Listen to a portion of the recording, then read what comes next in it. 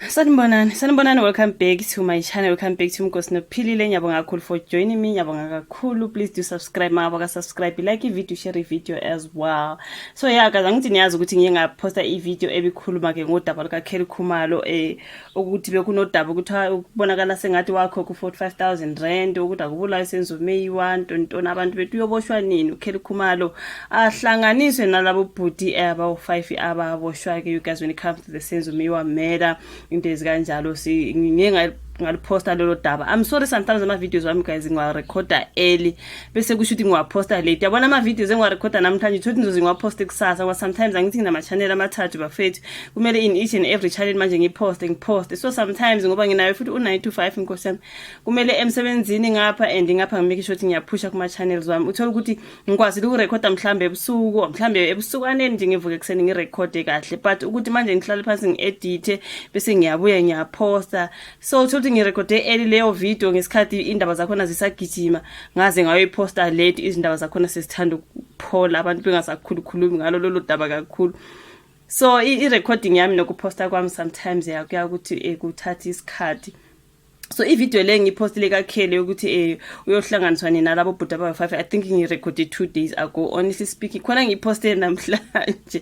So ke sengiyipostile ke ngiyabona ke kukhona udaba kukhulunywa ke laphana ngokuthi ukhona usaziwayo ke laphana wezomthetho ongu-advocate Mpumelelo Zikalala. I think mhlawumbe iphepha loselezwe ke lathi ukukhulumisana naye ngodaba lolu lokuthi kuboshwe uKelly Khumalo wasephendula ke laphana. You guys, njengomuntu oyazi ngezomthetho. Sorry, my mic is jiving. Why jive la mic izongibhora?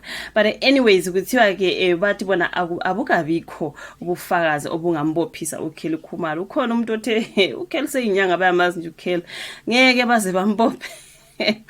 Athi ngeke baze bambophe uKelly seyinyanga yokuvala konke lokho nje uGirl angazi bafethu sengiyasholo nami allegedly. Okay, so kuthiwa uthena ke ubaba uZikalala ke abukabikho okwamanje ubufakazi obuphathekayo obungaholele ekutheni ke iNational Prosecuting Authority NPA ibophe umculi uKelly Khumalo kwelokubulawa kukaNozinti weOrlando Pirates neBafana uSenzo Meyiwa.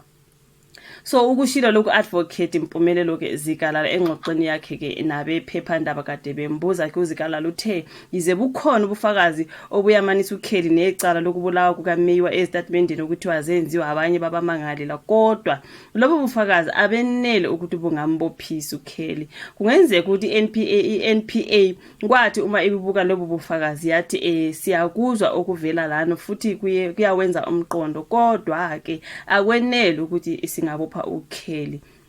Uthe lokhu ukusho ikakhulukazi ngoba yize noma ke inkantolo yabemukele ubufakazi ngesikhathi ilalele ubufakazi bokwamukelwa noma kuchithwe ubufakazi obabuphikiswa ngabamangali bokubhala istatement zokuvuma icala, kodwa busashiya imibuzo njengoba ke kuvela ukuthi abamangali bathi balivuma icala baze baveza nokuthi babethunywe uKelly ngoba babeshawa. Angithi saluza udaba lokuthi obhuti bathi bona I think uNtanzi nomani nalo accused number 1 I think bathi bona bashayo abazi Nkosi yami abanye baze bazenzela into ezikanjalo nje, you know, izinto nje ezizwe sibuhlungu ukuthi abantu mabeshaya bagcina ke belivumile icala according to bona bavuma phela ngoba besindisa impilo zabo ngoba beshaya behlukunyezwa and all that. These are all the stories nahlezi ngisho ngithi ikhanda lamselezo dume ngoba kuningi sekwashiwo bafowethu.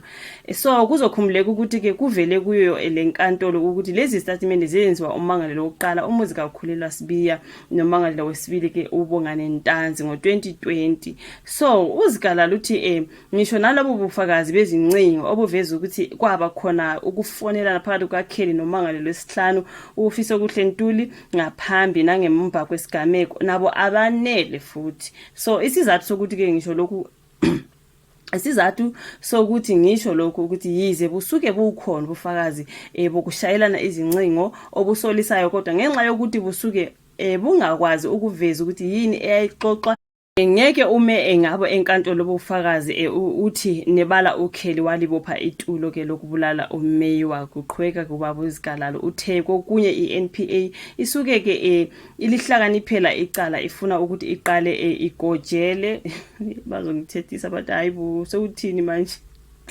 ifune ukuthi iqale igojele. Okay, I do not know this is how you igojele noma igojele whatever. Lobo enobufakazi obuphathekayo bokuthi babahamba iqhaza endaweni yesigameko, bese kuthi uma isiqedile ngabo ibheke ukuthi akukho yini abazogonyuluka okuzoninda abanye abasengaphandle. Uqhube wathi ke emizweni uqhube wathi ezimeni ezifuze, namhlanje ngifaka amaglasi ke kodwa still kufunda kuyana. Uqhube wathi ke ezimeni ezifuze lezi iNPA isuke ibalekela ukuthi ibophe umuntu ozobuye adelelwe ngokuhamba kwesikhathi ngenxa yokushoda ke kobufakazi. Uthe yize ke kusami kanje okwamanje kodwa kusengenzeka kushintshe aboshwe uKelly uma sekuvela obunye ubufakazi obuqinile. Umeyiwa ke yena wayisoka lika Kelly, inkosi yami, wadutshulwa wabulawa kubo ke kwakhe uKelly Khumalo kungase Vosloorus eGoli kwakungu October 2014. Ezinkundleni zokuxhumana uKelly ubonakala eqhubeka ngempilo, muva nje ujabulela ukuphothula ukuthwasa kwakhe nokuba umelaphi ngokugcwele, uzibiza ngohlanga lomhlabathi. I think angithi ngishilo ngathi sokumele sithi Dr. Kelly. So khona manjalo ke umlungisi we-Champions ekumzansi Magic uTumisho Masha ekhuluma kwi-Engineer Your Life podcast uthe ukube umeyiwa othinteka ekubulaweni kukaKelly ngabe usephenduke umgodi asazi bafethu. Yes, khona kodwa kuyiqiniso bafethu. Ukube umeyiwa othinteka ekubulaweni kukaKelly, like kind of like vice versa, right? Kube umeyiwa ophilayo, angithi yena akasekho, ukube uyo ophilayo ethinteka ekushenini kukaKelly ngabe usephenduke umgodi onganukwa njalo. Icala libuyela kusase enkantolo kumphenyi omkhulu Brigadier Bongani Gininda uzobe ehlonywa ngemibuzo advocate Charles Mnisi. Njengoba sizwile last ukuthi ucela inhlonipho, wathi ngicela ungihloniphe wena, ngathi awuhloniphi wena. Yabona uma ungahloniphi nami ngizophendula ngendlela engahloniphisi, ngoba you know what, kuningi okwenzeka lapha nokuhambe senzo umeyiwa murder trial. So ke ngiyayithanda leyo ukuthi ikhulunywe nguTumisho Masha lapha ukuthi if it was usenzo umeyiwa kuthiwa ke uyasoleka ekubulaweni kukaKelly, kube kudala kwaphela ngaye bafethu. Kodwa ke hayi uKelly uloku uyavika bafethu, udade unendlela zakhe zokuvika. Hayi ngempela angazi kuthiwa ke ubufakazi abanele ukuthi angaboshwa uKelly Khumalo. Ize bukhona right ukuthi angaboshwa, but it's not enough. I don't know what more bufakazi do they want ukuze bube enough ke bafethu. Yabona ke ngempela bayala ukumbopha uKelly, bayala iko ngithi mina bamkhonzile bafethu.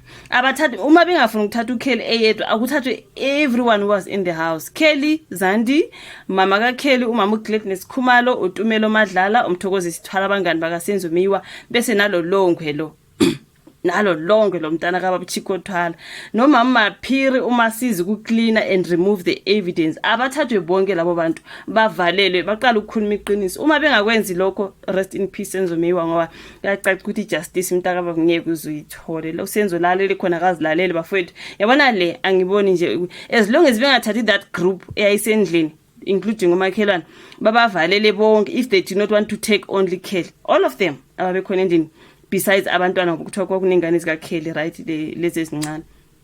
Wonke labantu abekhona including umama Phiri wabasiza to get rid of the evidence, abathathwe bonke baqala ukukhuluma iqiniso manje makuzoloko kushonale nale kuthiwe bla bla bla. Hayi abayeke makunjalo mebe ngafuni bafethu uSenzo azilalele, ngoba ayikho yonke lo msangano nje when it comes to me. But anyway, thank you so much for watching this video.